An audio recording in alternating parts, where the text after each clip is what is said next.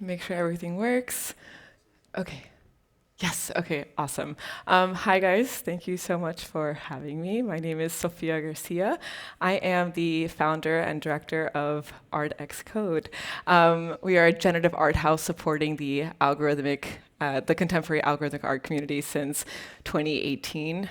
As the lead curator, I have organized a number of generative art exhibitions since 2019. I've spent the last 3 years, which in this space feels like 3 decades, working with artists to tell their story and showcase their work in a meaningful way. I'd like to thank really quickly the incredible team at NFTs in Europe for allowing me to stand here and discuss a subject that is near and dear to my heart. I'm also a curator, so I've helped bring in some of the artists that you've been seeing today, specifically in the generative art and AI side. It's not every day that I get to do this, especially around so many peers that I typically engage with online. My assumption is that the majority of you are artists yourselves, potentially some collectors, and hopefully fellow curators interested in engaging in the NFT space if they have not already. At this current moment, we are at a crossroads with our relationship with exhibiting NFT-backed artworks. We have debates over the purity of physical versus digital versus that godforsaken term phygital, which people use to describe the physical, digital, just no. In 2021, we saw the dialogue around NFT sales and market action eclipse the real story we should have been talking about the entire time, which is the art and the artists that create it. Though I don't claim to know all the answers or provide a panacea for poorly produced exhibitions, I'd like to tell a bit of my story in the hopes that it might be able to help you the next time you consider exhibiting your works or the work of others. So a little over a year ago, I left my job as an engineer at JP Morgan in an attempt to address a single prompt. How does our relationship with digitally native artwork change when experienced in a physical space? As I'd mentioned, I spent the previous years curating and producing generative art exhibitions, both online and in person. This was something that I did for fun. I just genuinely loved to do it. And after seeing the traditional art space kind of attempt to hijack the conversation around NFTs at auction houses like Sotheby's and Christie's, who kind of proved time and again that they lacked a deep understanding or respect for the digitally native artwork, I have to admit, I took it personally. I saw works I adored, exhibited in haphazard displays, curated under the basis of will this sell for the highest price, and thrown on a TV screen because, hey, it's digital, right? I channeled this frustration and decided to organize a large-scale exhibition focused on algorithmic art during Art Basel Miami, which was aptly named The Digital.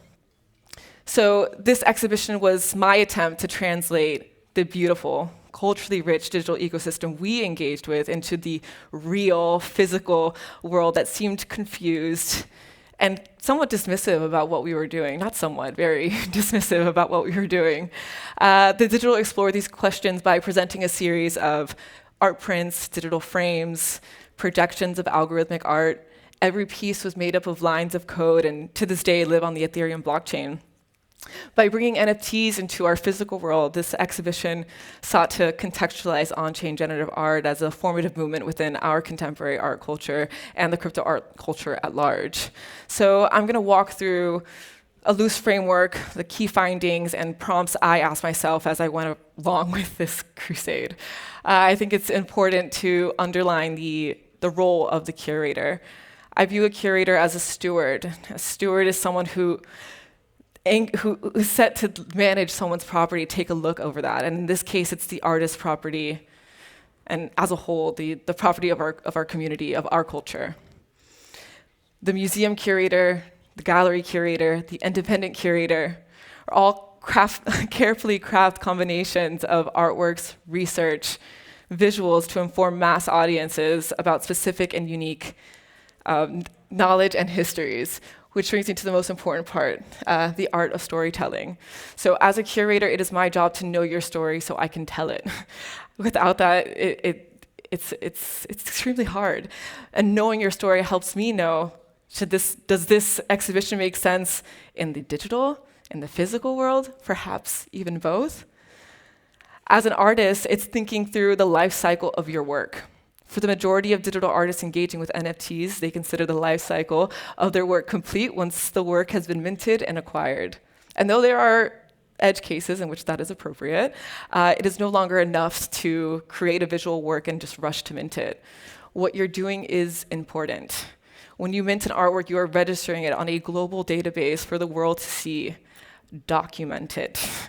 Think through the purpose of the work. Consider the literature of your hopes and dreams for a piece. This also gives you space to consider, would this work as a print? If so, on what paper? And maybe, perhaps it shouldn't even be on paper at all. Maybe it should be production mapped. And the reason I say this is because at the same time, it's actually not that simple.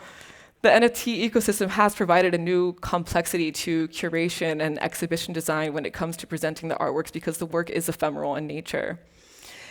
And it's presented something I like to refer to as the display dilemma. When we were organizing the digital, there were a lot of questions and considerations that went into displaying the various artworks that went up.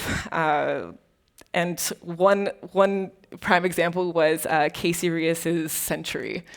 So this work is circular. It also animates. And when we view it online, it is always confined to the grid. We always see it in a square. Thinking about how to display it, I also was thinking, well, what, do I put it on a screen? Do I create some sort of porthole to mask all of that? But I figured the most important part was I should probably just ask the artist. And this is where the importance of knowing your story comes into play. Not only did Casey Rias know how he wanted to present it, he sent me visuals. He made it very clear that he wanted it to be production mapped onto a series of circular displays, so circular panels. So my production team went to work and did just that. We built these circular panels, mounted them onto the wall, sourced a projector, and got it going. And it was so incredible to see. It changed the experience of the artwork in a completely different way. At first glance, it wasn't clear, but once he said it, there was no other way to do it. On the other side, not every work that we were exhibiting was animated. Some of them were stills. And they had so much detail into them, and we had to figure out what's going to be the best way to showcase that. And so there were a series of works that we decided to have as prints. We have some of Monica Rizzoli's works over here, Fragments of an Infinite Field. We have Hymens up there, if you're not familiar, is a project by Sarah Ridgely, which she created algorithmically generated cloud compositions. We also have a Fidenza by Tyler Hobbs. And these works, when you see them online, they're great to see, but when you can actually get up close into the details and really look at the textures that are involved and what these artists were able to do with their code, it changes the experience completely. Hymens, for example, when the project first released, it was somewhat dismissed by the collector base. The project didn't even sell out. And it was a product I was very fond of. She found a way to wrangle code and produce a really delicate organic composition that you don't typically see. And it was here, under the light in our space, that collectors went around the work and found themselves saying, wow, I didn't realize how incredible this project was. I didn't see the details, the deckled edges, the layering of the different structures on top to create these forms. Again, you think, okay, it's a cloud, but it's so much more than that when you're able to go in and take a look at it. And I think it's also important to note that these displays, these prints are not the artwork. We made it a point to have the artist not sign the work. And there was a lot of discussion during the exhibition around this. You could take that print off the wall and run away with it. It'd be no matter. It's really just a way to display it, to translate it in a way that made the most sense. Run away with it. You can't sell it. I mean, you could. Maybe you get $10 for it. I don't know. But it's nothing. It doesn't replace the artwork at hand, which is digitally native as a whole. And when it comes to displaying more digital works, I think it's important to think about this question: to wire or not to wire? This is something I think about a lot. Context is important when we think about wire management, and it's something that is probably one of my biggest pet peeves when I go to an exhibition and I just see works thrown together and the wires are just there on display.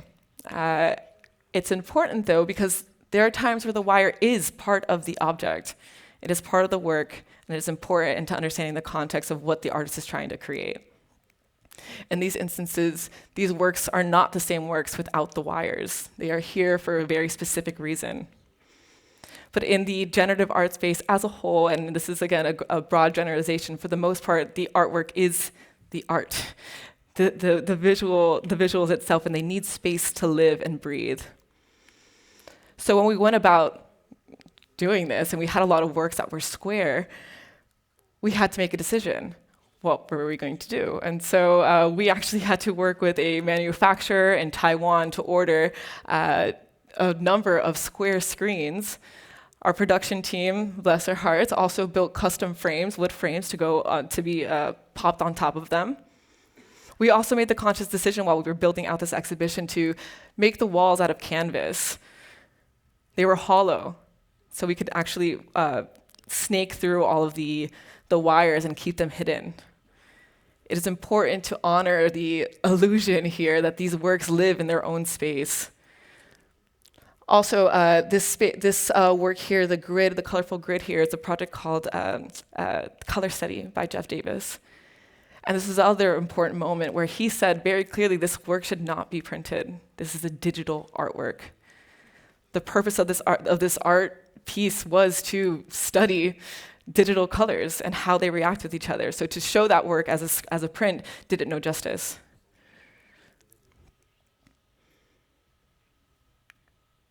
And then we have the occasional curveball. And this is where it's important for the curator to have their own story. And in this case, when I was thinking about the generative art space, it was important for me to showcase a work by Eric Calderon, also known as Snowfro, this artwork called the Chromie Squiggle. So the Chromie Squiggle is simple at first glance. It is a 2D artwork, a single undulating line of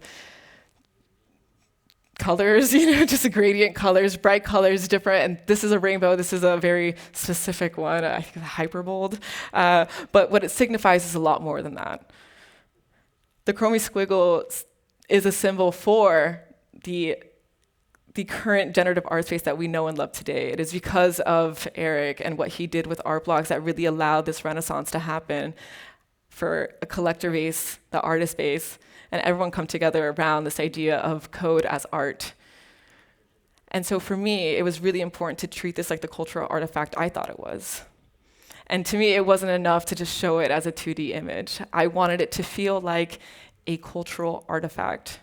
And so I had to go up to Eric and ask him, would you be open to showcasing this work as a hologram?